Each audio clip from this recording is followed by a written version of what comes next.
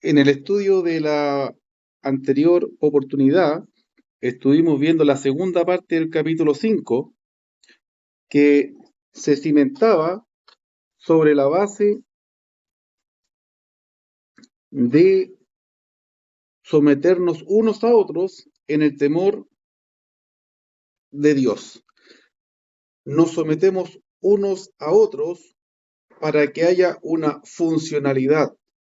No es someterse en el sentido de dejarse poner, por ejemplo, el pie encima o ponerle el pie encima al hermano. No, no, no. Esto tiene relación con la funcionalidad.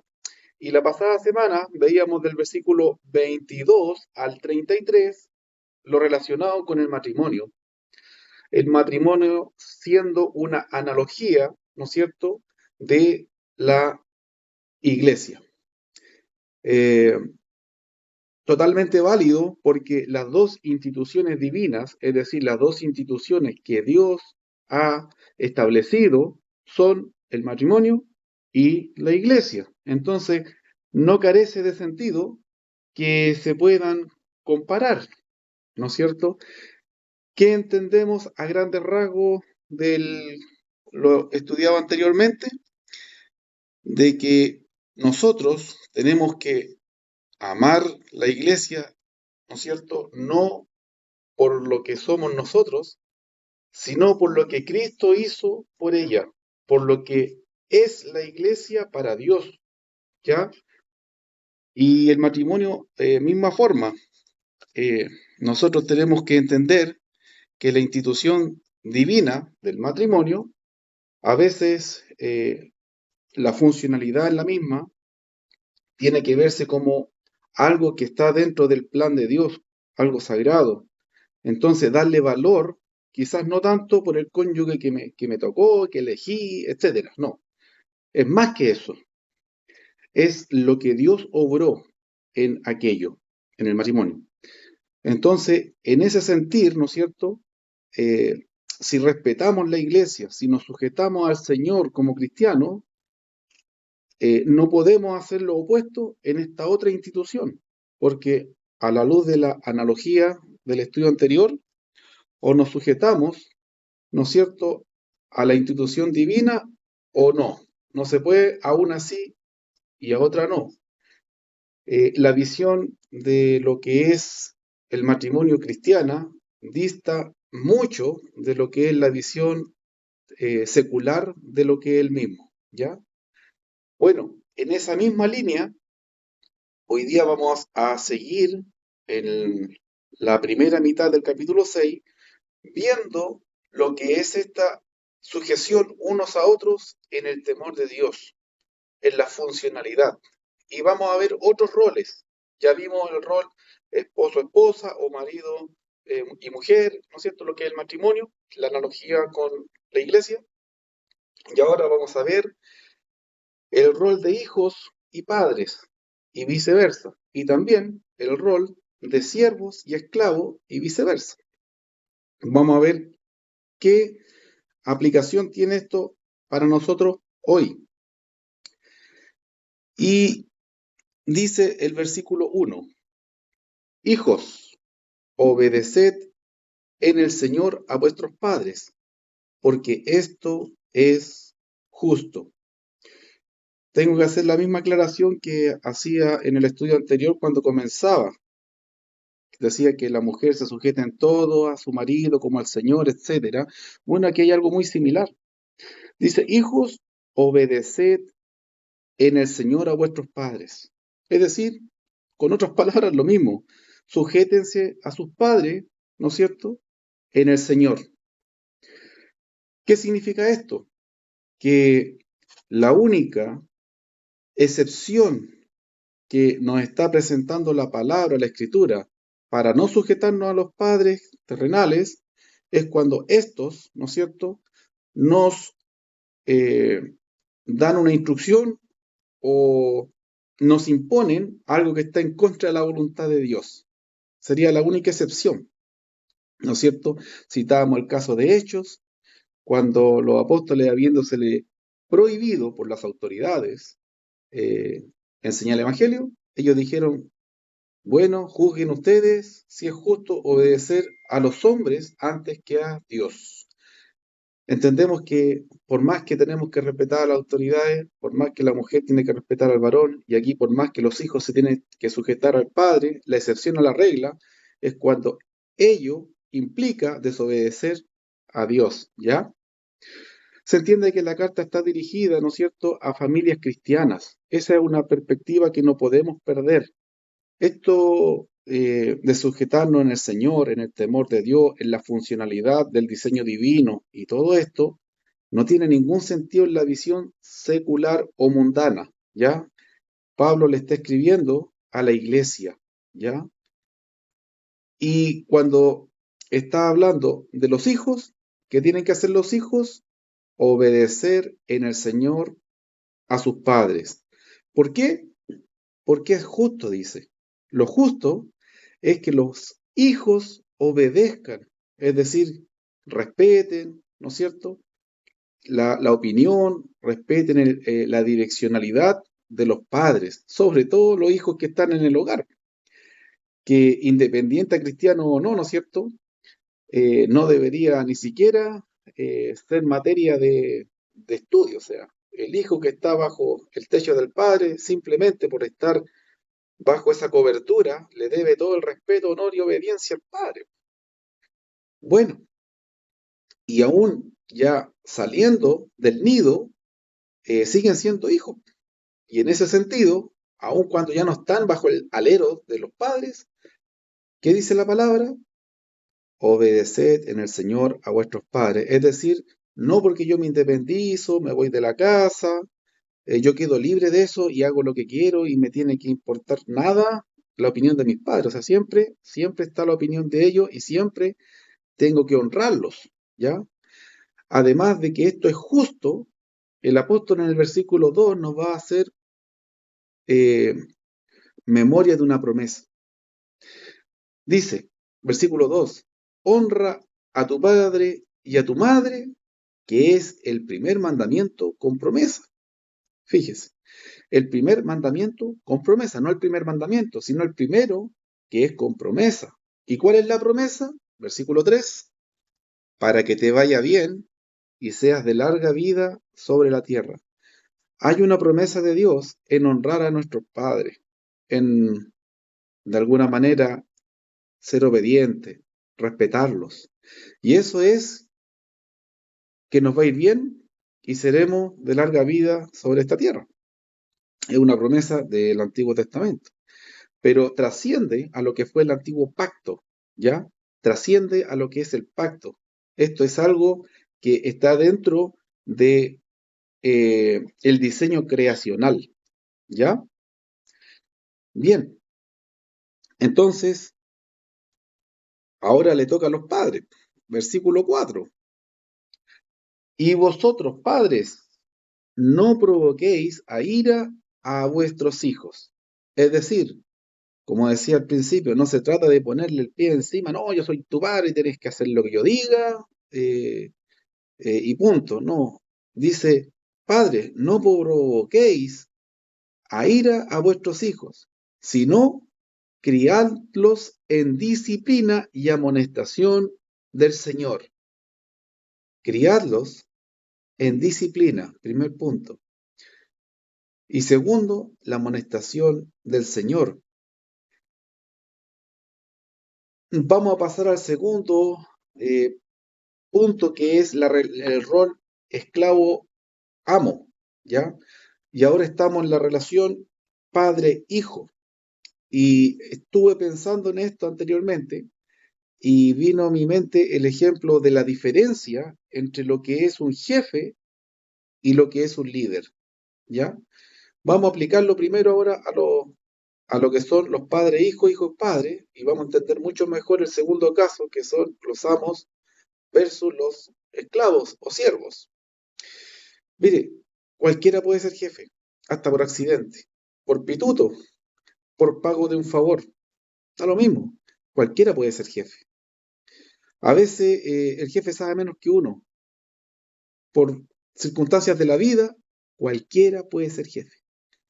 pero no cualquiera puede ser líder. Esa es la diferencia. ¿Cuál es la diferencia? En que el jefe es el que manda, pero el líder es el que influye. ¿Se capta la diferencia, verdad? Bueno, esa es la idea de aquí. El padre tiene que ser un líder, alguien que influye en el hijo. No un jefe que lo manda, sino alguien que lo influye.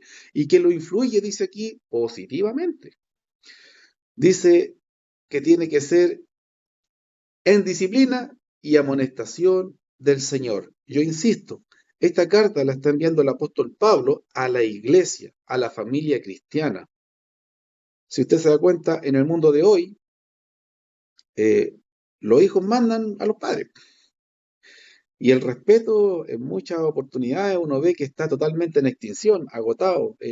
No hay respeto. Es una situación totalmente contraria al diseño. Y el mundo, bueno, está como está, ¿no es cierto? Ahí están los resultados, los frutos de ello. Bueno, hasta aquí, ¿no es cierto? Del versículo 1 al 4, lo que es la sujeción de los hijos a los padres y lo que es el ser el líder de los padres respecto a los hijos. Ser líder significa enseñar no solamente con palabras, sino también con el ejemplo, ¿ya? Y de manera sabia, no impositiva, sino de manera sabia.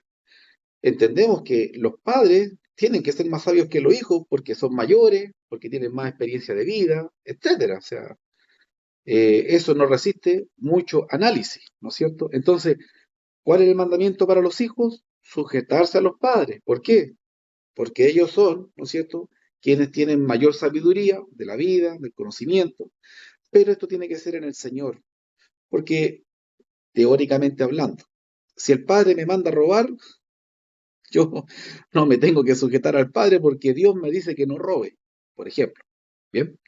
Y en el caso de los hijos, tienen que honrarlos, aunque no tuviera promesa, pero más encima, un, se podría decir, un motivo adicional es porque tiene una promesa, pero basta con que Dios lo diga. Y eso si es la voluntad de Dios, yo me voy a esforzar en hacerlo. O sea, si Dios dice, honra a tu padre y a tu madre, aunque no tuviera promesa, ya eso es un motivo para hacerlo. Y el hecho de que tenga promesa es un doble motivo, ¿ya? Bueno, eso sería la relación, ¿no es cierto? Padre-hijo. Algo que trasciende, como decía anteriormente, a lo que es Antiguo o Nuevo Testamento. Esto es algo en el diseño creacional, ¿ya? Vemos la relación, por ejemplo, creador-criatura, Dios y nosotros, la humanidad. Aquí vemos la relación padre-hijo, progenitor, ¿no es cierto? Y el hijo mismo. Desde el versículo 5 va a hablar a los siervos.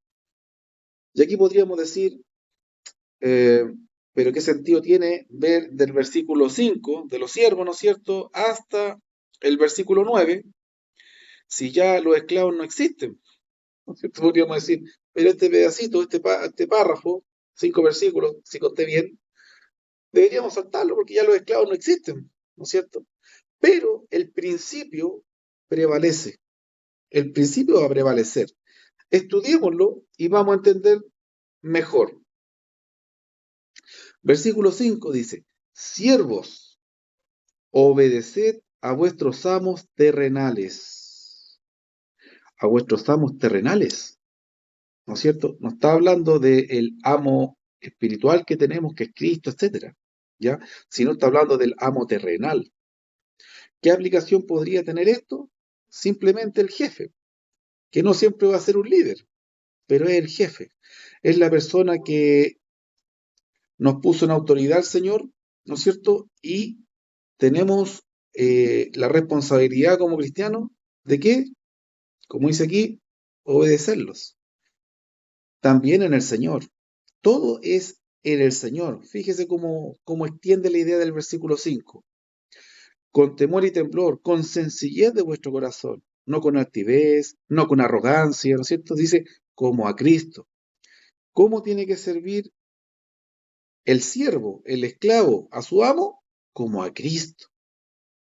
Hoy en día, si esto lo llevamos al plano, por ejemplo, relación laboral, la jefatura jerárquica, ¿no es cierto? Versus los que están en subordinación. ¿Cómo entendemos esto? Como a Cristo, lo mismo. El trabajo va a ser un trabajo secular, ¿no es cierto? Y existe el riesgo, existe el peligro de que el jefe mío o el jefe suyo nos encargue una labor o tarea que esté en contra de lo que es la voluntad de Dios. De repente hay trabajo en donde a la persona le dicen que tiene que mentir. No, es que tú tienes que dar esta respuesta, tú tienes que decir esto, ¿ya? Eh, entonces ahí, chuta, ¿cómo obedecemos a ese jefe como a Cristo? Bueno, la misma regla anterior que di para el matrimonio, que di para los padres, etcétera, también aplica acá. Si estoy bajo una jefatura, estoy bajo una subordinación, ¿no es cierto? Una dependencia, y a mí el patrón, el dueño de la empresa, el jefe, me dice, no, mira, tú tienes que hacer esto, y eso es algo que se opone a la voluntad de Dios, entonces quedo libre de sujetarme a esa jefatura. Y afortunadamente no somos esclavos. Hoy día Santiago de Chile y la gran mayoría de los países del mundo, todas hay excepciones, deben ahí, por ahí esclavos.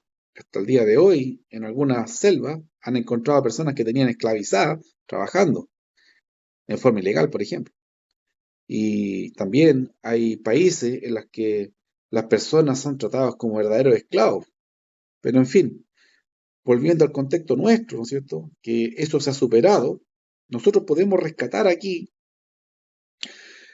que como personas que estamos en subordinación y dependencia de una empresa, de una jefatura, cuando trabajamos, versículo 6, tenemos que hacerlo no como sirviendo al ojo, ya como los que quieren, dice, agradar a los hombres, sino como siervos de Cristo, de corazón, haciendo la voluntad de Dios. ¿Se da cuenta? Si a mí mi jefatura, mi empresa me dice, no, es que yo quiero que tú vengas un día domingo aquí y yo tengo un compromiso con la iglesia, con el Señor, yo a mi jefe le tengo que decir que no, porque simplemente, porque simplemente eh, no, no va a tener sentido, ¿no es cierto? Que ya, va a compartir pantalla, hermanito. Ya, entonces, retomando, versículo 6, ¿qué trae a su memoria este versículo? No sirviendo al Señor, perdón, no sirviendo al ojo, como los que quieren agradar a los hombres, sino como sirviendo a Cristo, de corazón, haciendo la voluntad de Dios. Esto trae a nuestra memoria de que todo lo que nosotros hacemos, como dice la Escritura, lo hacemos como para el Señor. Todo, no solamente el trabajo. El versículo 5, yo, este pasaje, fíjese, dice, con temor y temblor. Y yo cuando estudié este versículo, anteriormente al estudio que estoy haciendo ahora, le di un repaso a este pasaje y vino a mi mente Filipenses 2:12. Mire, Filipenses 2:12, le voy a leer lo que dice. Filipenses 2:12. Dice, por tanto, amados míos, como siempre habéis obedecido, no como en mi presencia solamente, sino mucho más ahora en mi ausencia, ocupaos en vuestra salvación con temor y temblor. La comparación es extrema, o sea, nosotros tenemos que preocuparnos de nuestra salvación con temor y temblor. Y volviendo al pasaje que estamos viendo de Efesios 6, verso 5, dice que los siervos tienen que servir a sus amos terrenales con temor y temblor. ¿Y por qué? Porque tienen que hacerlo como para Cristo, no sirviendo al ojo, no sirviendo a- al hombre, sino a quien tenemos por sobre el hombre. Nosotros somos cristianos y tenemos que servir a Cristo. Entonces, con temor y temblor, esa figura la cita Pablo en Filipenses 2:12 para referirse a nuestra salvación. Así tenemos que servir a nuestra jefatura, a nuestra empresa, cuidando nuestra salvación. Hay dos líneas. La primera, cuando lo que hagamos va a agradar a Dios en nuestro trabajo. Y cuando la segunda línea, cosas que nos van a pedir que hagamos que desagradan a Dios.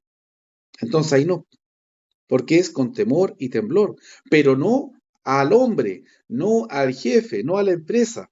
No, es que me van a echar, me van a despedir, se van a enojar conmigo. No, usted tiene que preocuparse de que se va a enojar con usted alguien más grande y que más que perder el trabajo, usted puede perder su salvación.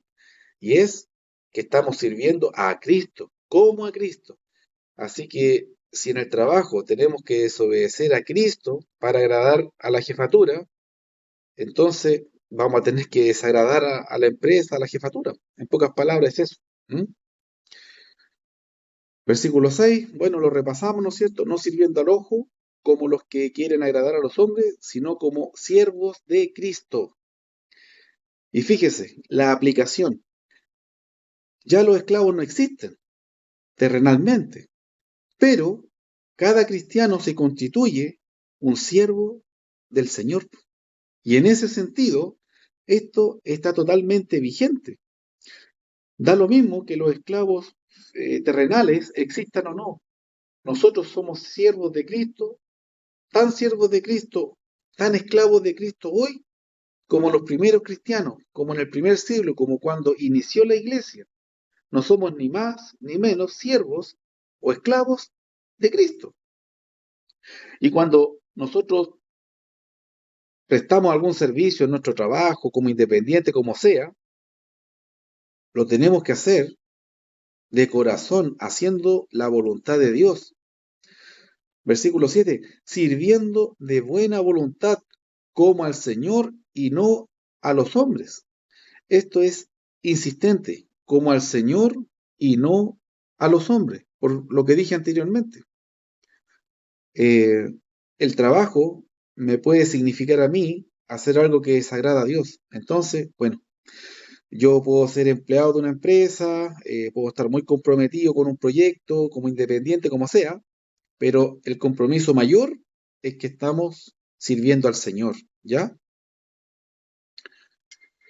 Bueno, esa es la parte, ¿no es cierto?, del siervo hacia el amo, que podría tener aplicación como el subordinado hacia la jefatura, empresa o dueño, ¿no es cierto? O en el caso de un independiente, podría ser directamente el cliente o la persona que lo contrató para un servicio.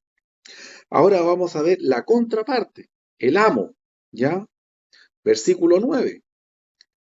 Y vosotros, amos, haced con ellos lo mismo, dejando las amenazas, sabiendo que el Señor de ellos y vuestro está en los cielos, y que para Él no hay acepción de persona. En pocas palabras, en pocas palabras, el amo, el que está en una jerarquía superior, y yo insisto, esta es una carta enviada a los cristianos, a la iglesia. Esto no lo tiene por qué cumplir una persona en el mundo. Al contrario, va a ser todo lo contrario, porque no conoce a Dios, ¿ya? Pero esta carta nos enseña a nosotros que podemos tener en un cargo de autoridad, en un trabajo, una jerarquía, ¿no es cierto?, de autoridad. Dice que no tenemos que andar amenazando, sino que pensar en que hay un Señor que está por sobre nosotros y que a Él servimos. Entonces tenemos que hacerlo ¿cómo? Con humildad, tenemos que hacerlo en el temor del Señor, ¿no es cierto? Pensando aquí la carta en que posiblemente uno de esos siervos es hermano. Y uno podría decir, ¿y dónde está el ejemplo de ello? Bueno, tendría que ir a la carta a Filemón, una carta muy breve, y ahí se va a encontrar con el caso de que Onésimo y Filemón tenían una relación esclavo, amo, y eran hermanos en Cristo. Y ahí también hay información más detallada, adicional a esto, etcétera, ¿ya? Y Pablo no se contradice en nada con las cosas que dice aquí, al contrario, la extiende, se explaya más, va a haber más, ¿no es cierto?, información si usted quiere ir ahí a la carta de Filemón y va a ampliar esta parte. Pero básicamente la aplicación que esto tendría, la segunda parte, es jefaturas, es estar en dependencia, en subordinaciones, ¿ya?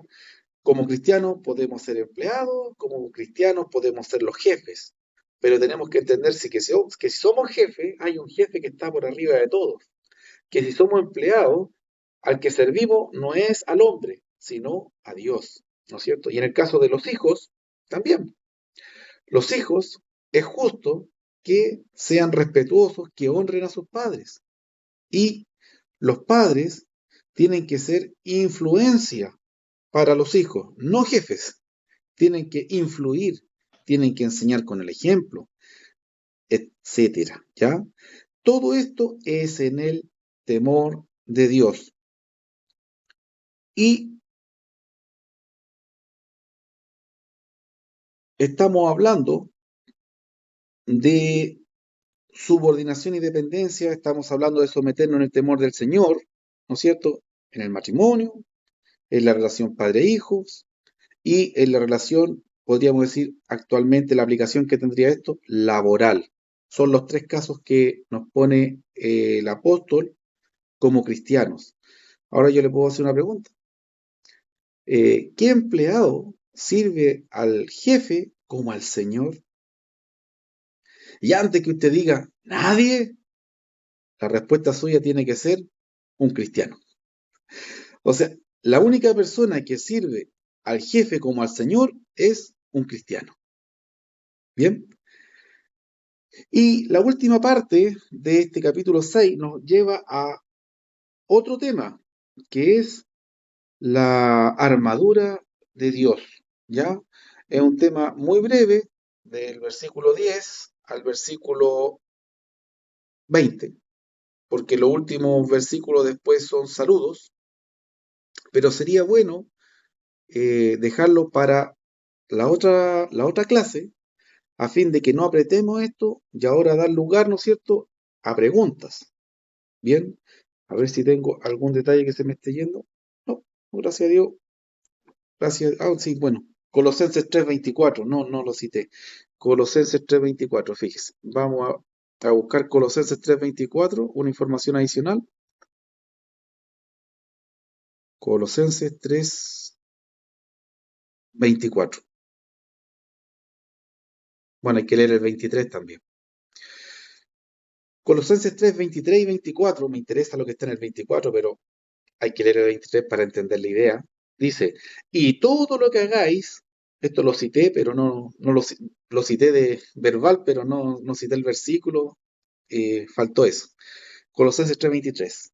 Y todo lo que hagáis, hacedlo de corazón, como para el Señor, y no para los hombres, sabiendo que del Señor recibiréis la recompensa de la herencia, porque a Cristo el Señor servís.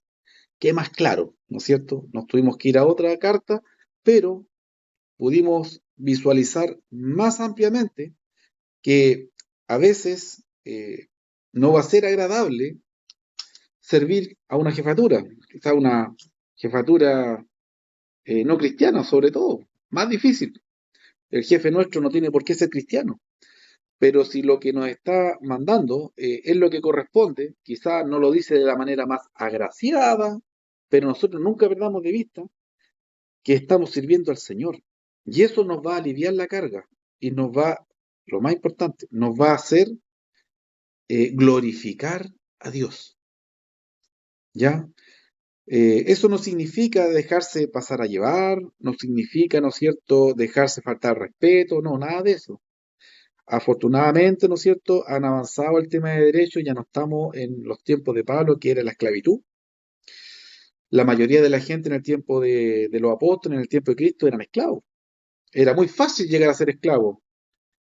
Simplemente usted tenía que faltar a pagar una deuda y tenía que pagarla siendo esclavo, sirviendo. Así de sencillo. Hoy en día las personas ya no andan con cadena, no son esclavos, no, literalmente, pero si usted se da cuenta, en la parte práctica, la gente ahora es esclava de los bancos, de la financiera. Viven para trabajar, gastan más de lo que ganan, etcétera. Entonces, en ese sentido, claro, nos cambiaron las cadenas, ¿no es cierto? A las personas que no viven sabiamente, les cambiaron las cadenas por deuda. Entonces, claro, tienen que trabajar para pagar. Es una vida cíclica, sin sentido. Tienen que siempre trabajar para pagar. Son esclavos del trabajo. Ya hay un dicho, ¿no es cierto? Hay que trabajar para poder vivir, pero no vivir para trabajar, ¿no es cierto? La palabra nos enseña, y con esto termino, a trabajar de manera sosegada para poder obtener lo necesario. Trabajar con nuestras manos para poder tener que compartir con el que padece necesidad, pero no como esclavos, no hacernos esclavos del trabajo, ¿ya? Así que sí, ahora sí, ya sería el estudio y voy a parar la grabación. Pasamos a las preguntas, hermano. Estoy agregando brevemente esto que surgió en las preguntas y recordé que no mencioné algo, así que aprovecho de hacerlo, ¿no es cierto? Ahora, el término someterse está ligado entre seres humanos a algo forzado. No necesariamente forzado es algo malo, pero sí es forzado. ¿Por qué? Porque entre seres humanos, entre personas, somos iguales. Entonces, si yo tomo la decisión de someterme, es por alguna necesidad, vale decir, un recurso económico, un techo, o simplemente porque, por ejemplo, un país más poderoso invadió a uno más débil y lo sometió. Eso es forzado, porque entre personas tenemos igual dignidad. No hay personas superiores e inferiores, somos todos iguales delante de Dios.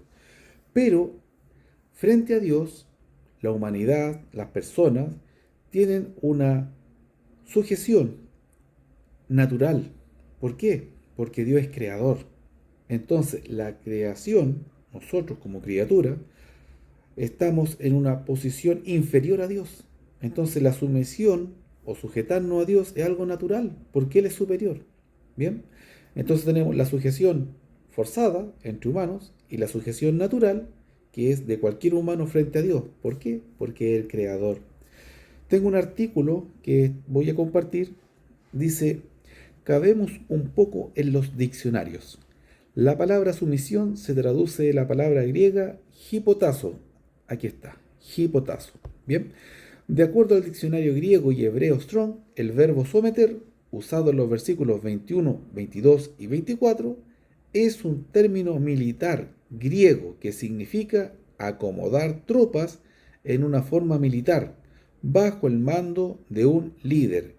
Se explicó en el estudio que líder y jefe no es lo mismo. Cualquiera puede ser jefe, cualquiera puede mandar, pero líder no cualquiera puede ser líder, porque un líder es alguien que ejerce influencia, es alguien que yo decido seguir, que yo decido obedecer, que yo quiero sujetarme a esa persona, obedecerla, imitarla. Bien, esa es la diferencia. Cristo es nuestro líder. Siendo Él Dios, podría someternos como el Creador, pero no. Él se hace líder nuestro, porque es alguien que nosotros amamos, alguien con quien estamos agradecidos, ¿no es cierto? Es algo natural. Bien, esta palabra se usa en el versículo 21. Dice, someteos. La palabra 22 se traduce hipotazo como sujetas. Las casadas estén sujetas a sus maridos. Y en el versículo 24, la iglesia dice, La iglesia está sujeta, es decir, se somete. ¿A quién? A Cristo, hipotazo. Eh, ¿Qué más agrega? En términos generales significa poner cosas en un orden al mando de otra cosa. Comunica la idea de ceder voluntariamente a una jerarquía establecida. En pocas palabras, lo que se mencionó en el estudio, esto obedece a algo funcional. No nos sometemos, ¿no es cierto?, uno a otro en el temor de Dios, como en el sentido de ponernos uno a otro el pie encima o humillarnos. No, es algo funcional. Como aquí bien dice, en términos generales significa poner cosas en un orden. Y en la iglesia, Dios nos enseña que todo tiene que hacerse con orden y decencia. Es algo funcional, ¿ya? Perfecto. Entonces, la palabra sumisión, del griego hipotazo, ¿cómo la tenemos que entender? Como acomodar tropas en una forma militar bajo el mando de un líder. Bien, eso es a grandes rasgos en el sentido literal, pero obviamente nosotros aplicado en el contexto bíblico.